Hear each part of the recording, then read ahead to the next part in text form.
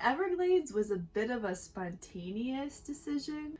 We had talked about visiting the Everglades at some point in Florida, and then when we realized that it was only about 2 hours away from Clewiston, we decided to make the trip, and it was well worth it. I'm TK. And I'm Earl.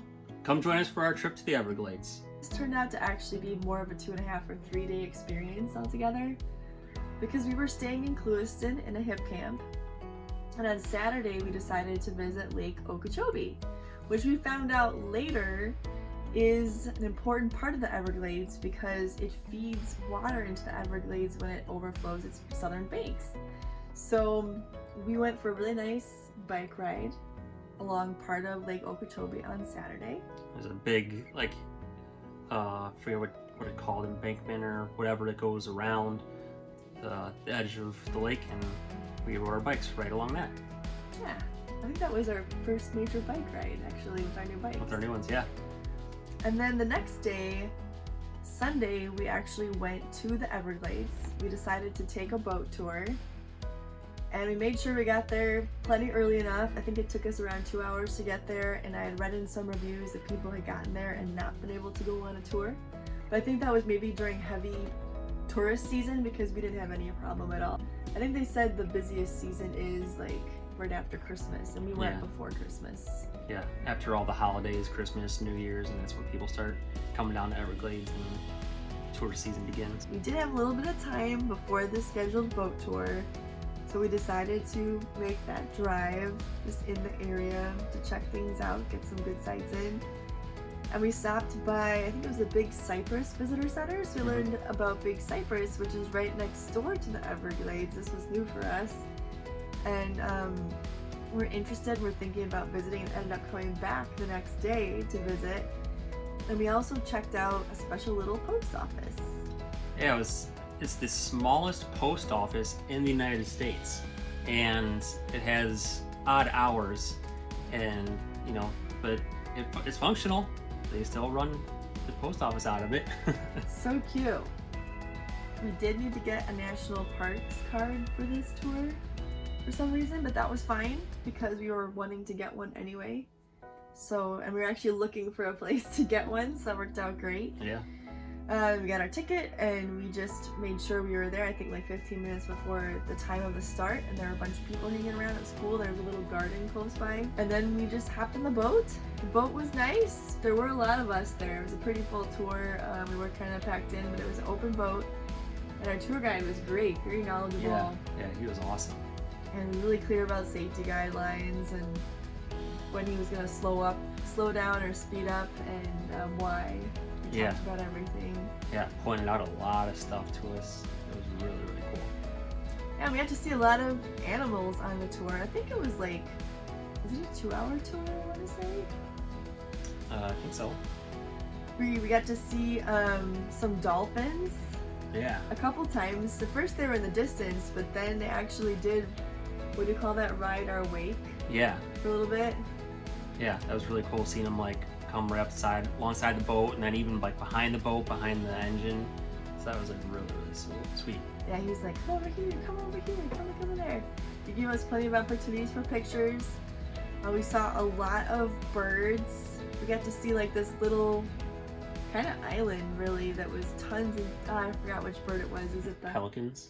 Tons and tons of pelicans all chilling on this island. And he explained that you really need to leave them alone because they're conserving their energy. They come down here for the winter. They do a very limited amount of hunting together as a humongous group. They circle in the sky, and they'll just all hunt together, and they'll just chill again. So he said if you disrupt them and make them fly, that it can kill them because they don't have the energy to return back to their true home during the summer, and they starve. So don't mess with any of the wildlife. That's why there are a lot of restrictions. Yeah, they don't really let people just come in and out of there.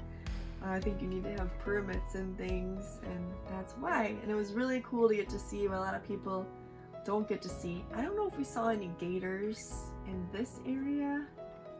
I don't think we did, no. Not really.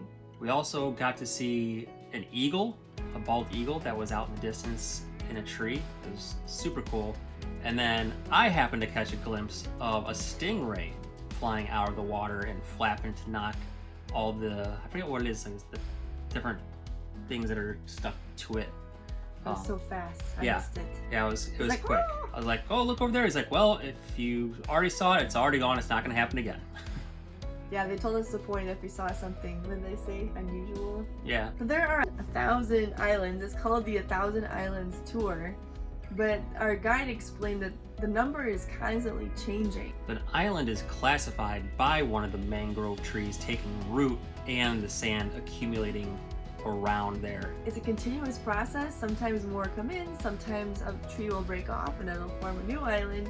But they just thought that 1,000 sounds pretty nice and they didn't want to keep updating the number. An interesting thing about the mangroves is they actually protected the Everglades from, I believe it was Hurricane Katrina maybe, where like it stopped the big water surge from wiping everything out. So that was really cool to learn. Yeah, we saw a bunch of the skeleton, like the dead mangroves, and it was just talking about how grateful the town was for them. What I think particularly attracted me about this experience with the Everglades is the whole concept of conservation and how he really emphasized how important it is to come and appreciate the Everglades and go on tours like this and tell other people about them, because it keeps them going and lets people have more information about how important they are and to try to restore them to their original glory, their original beauty. Because what's been happening for many years now is there's been a lot of development, as you know, has happened everywhere, And draining of the Everglades. which has really caused some serious destruction. And now they're doing some work to reverse it. There are some things that they've stopped. Like I guess they were supposed to build this huge airport, and the Native Americans in the area, because Native Americans still live in this Everglades area, which is also really cool. And the hunters and the conservationists banded together and stopped the completion of this airport that would have completely messed up the ecosystem. And now they're even doing further work at this time to try to bring back the Everglades, to restore the wetlands. So I felt, special, like we're doing some important work by sharing this experience. So I really hope you guys decide to check it out. Our third day there, we decided to go back to Big Cypress, and we took a bike ride on the Shark Valley Rail Trail, I believe it was called. And that was really, really cool.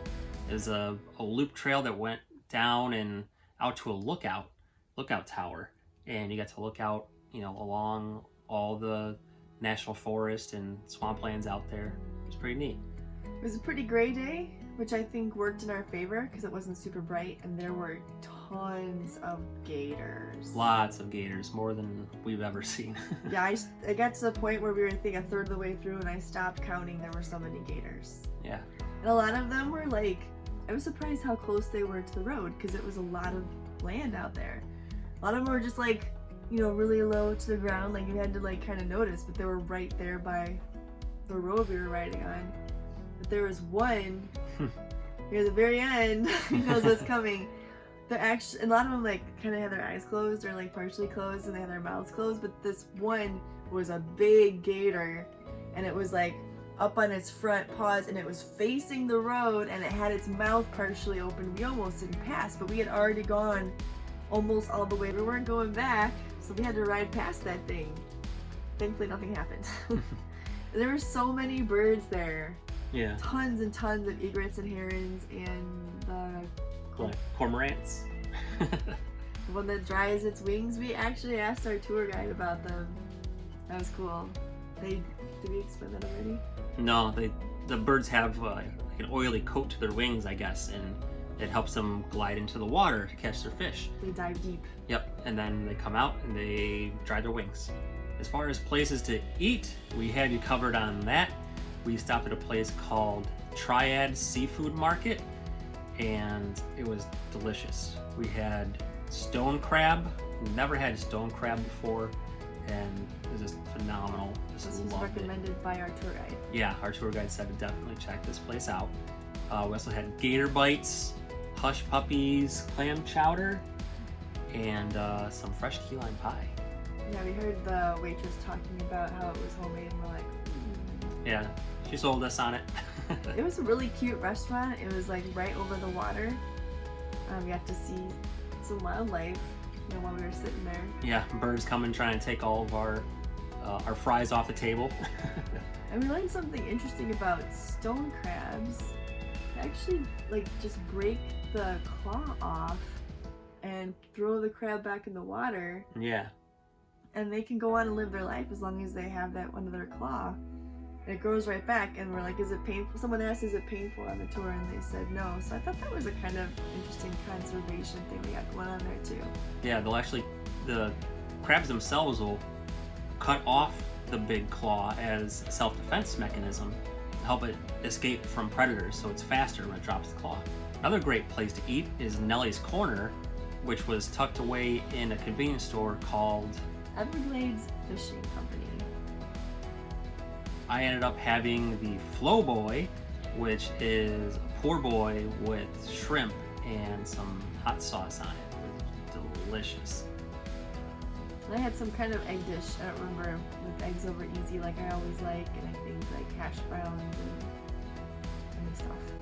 We also had tried some of their coffee and their donut bowls. Oh yeah, their donuts. Yeah, those are delicious. And ended up meeting somebody from Illinois while we were there, so we got to talk with him, which was pretty cool too.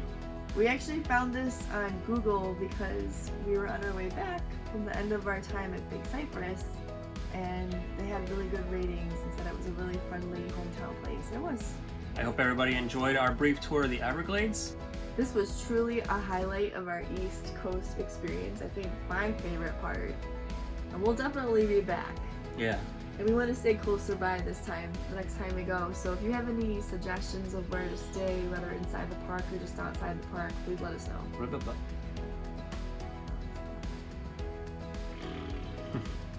Another great place to eat is Nely's. Nely's. Darn it. Where's that controller? It's right here. Fluctuating.